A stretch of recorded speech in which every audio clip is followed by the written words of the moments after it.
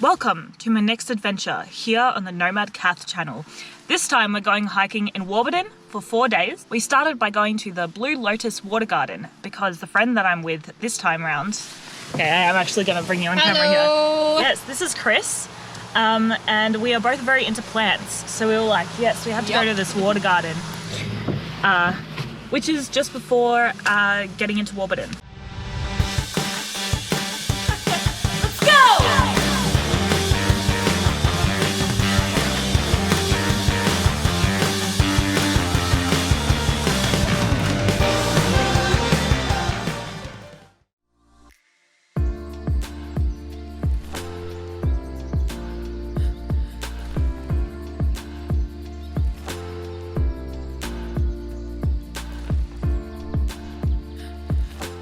We've got a few stops before we go to our first campsite for tonight. So now we have just driven to East Warburton to go to the Redwood forest. And I can already see some tall ass trees behind me. So I'm excited for this one.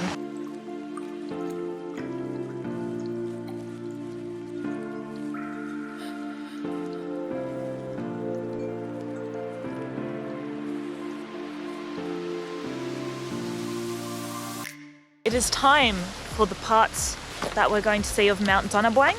So at the Rainforest gallery here, which I think is just like 200 meters or something. Yeah. But apparently it's really nice to look at. We've also both decided that we think that this light rain, because it's raining all day today, but it's very light. It's quite nice. Like it gives a real rainforesty vibe. Yeah.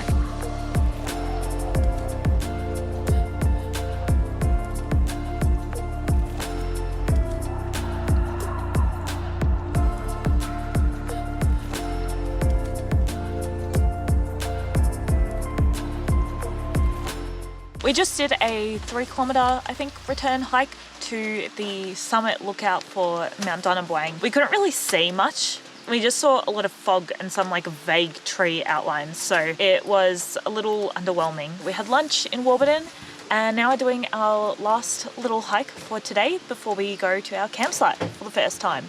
And because we're car camping this time, we're actually going to be just staying at the same campsite for each night. So this is Lala Falls.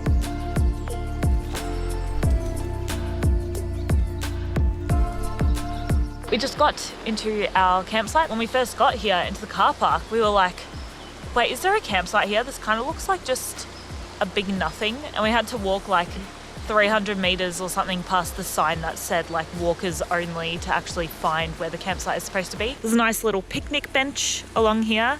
I brought my fuel canisters from my Great Southwest Walk trip and my Gippsland trip to use up the little bit that's left in them so that I can recycle them like a good citizen of Mother Nature. So currently I'm just boiling up some tea, and we encountered many leeches today, didn't we? We did. When we got back to the car, we were like, wow, there are all these leeches on our pants.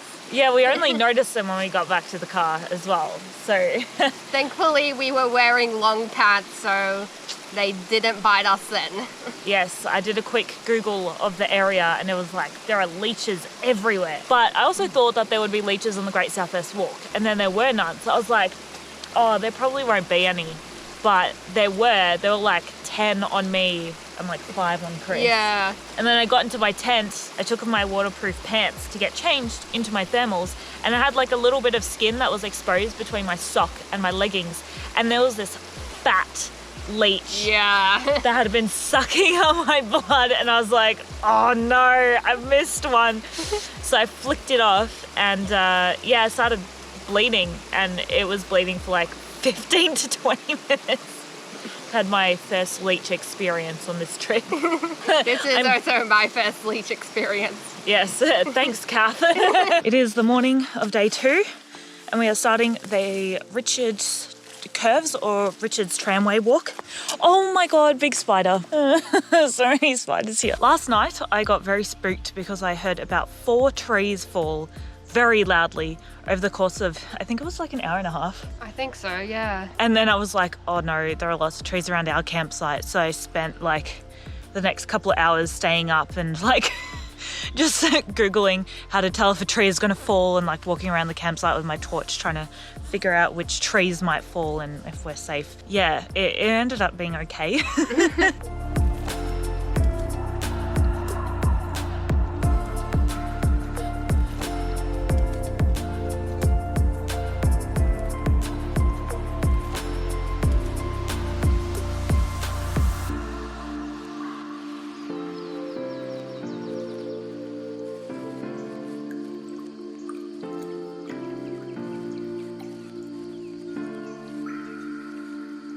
We started at the Richards Curves section, but which was right next to our campsite. But that actually turned out to have like a big spider web across the whole thing with a lovely little spider addition in the middle every like 10 meters or so. So we were kind of like, we don't really want to accidentally walk into spiders because then they'll be spooked and probably bite us. Whereas otherwise, if you're just walking past them, it's like, okay. And I'm also super arachnophobic, whereas Chris is like really hard and she is not afraid of spiders. No, I love them a lot. But even she was like, this probably isn't a good idea. Correct. So then we came to the end of it, which is the tramline part, which we've just finished. Yeah, we went about like 5 or 6 kilometers one way, I'm not sure exactly. And we went past some people that were chainsawing some trees down, or well, probably not trees, but branches.